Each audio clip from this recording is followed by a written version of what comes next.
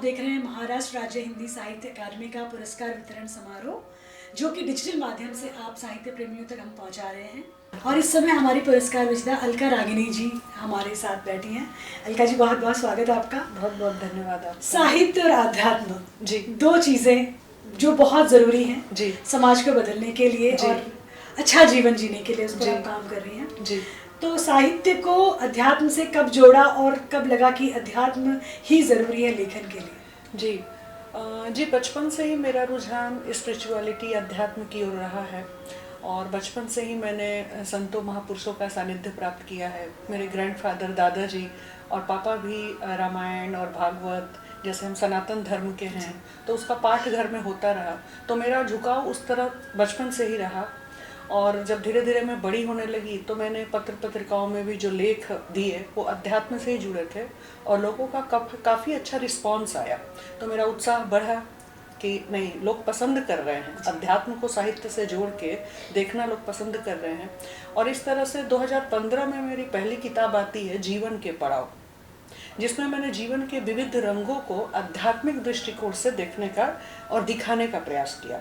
उसमें सबसे पहले उस समय एक फिल्म आई थी 3 इडियट्स, जिसने मुझे बहुत इंस्पायर किया कि लिखो इसके ऊपर।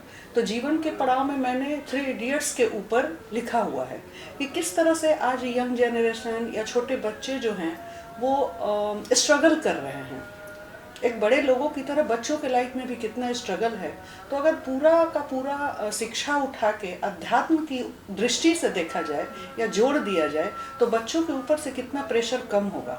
तो इस तरह से जीवन के पड़ाव से मैंने शुरू की यात्रा और फिर क्षितिज के उस पार के ऊपर ख़त्म हुई है अभी, मतलब चल रही है। लेकिन इस पुस्तक को चुना साहित्य अकादमी ने, तो मैं बहुत बहुत आभारी हूँ कि चुना गया। ये क्षितिज के पार, जैसा आपने कहा, जैसे कि आपने कहा क्षितिज के उस पार खत्म हुई है, खत्म नहीं हुई है, एक नई यात्रा की शुरुआत है। बिल्कुल, और आप बिल्कुल अध्यात्म और सृजन आपका एक साथ चलता रहे, साहित्य और सृजन का संगम बना रहे। जी, मेरी और भी किताबें हैं, जैसे आत्मनिवेदनम है, तो उसमें मैंने अध्यात्म के अलग अलग स्तरों की चर्चा की है, क्योंकि काफ़ी गहरा अध्ययन रहा मेरा आध्यात्मिक पुस्तकों के ऊपर।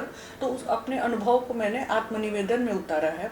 और 2019 में महाराष्ट्र साहित्य अकादमी ने उस पुस्तक को भी पुरस्कृत किया था, महाराष्ट्र साहित्य अकादमी रजत पुरस्कार से। क्या बात है। तो ये दूसरी बार मुझे मौका मिला।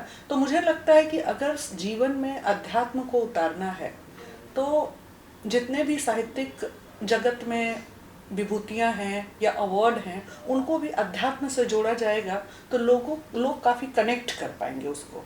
तो मैं ऐसा सोचती हूँ। और ईश्वर ने अगर हमें जीवन दिया है तो उस जीवन का सबसे अच्छा सदुपयोग ये होगा कि हम अपने ज्ञान को, अपने नॉलेज को और अपने कर्म के द्वारा हम देश की, समाज की सेवा करते हुए और अपने आप को आध्यात्मिकता से जोड़ें। ये मेरा दृष्टिकोण है। वाह, तो ये सोच अगर आगे बढ़े और साहित्य और अध्यात्म एक साथ मिलकर चले तो बहुत कुछ हम बदल सकते हैं जी। और जो कि अपने लेखन के माध्यम से बदल रहे हैं जी। थैंक यू सो मच हमारे साथ जुड़ने के लिए, बहुत अच्छा लगा आपसे बात कर। और आपको दूसरी बार महाराष्ट्र राज्य साहित्य अकादमी का पुरस्कार मिलने के लिए बहुत बहुत बधाई। जी, थैंक यू। बहुत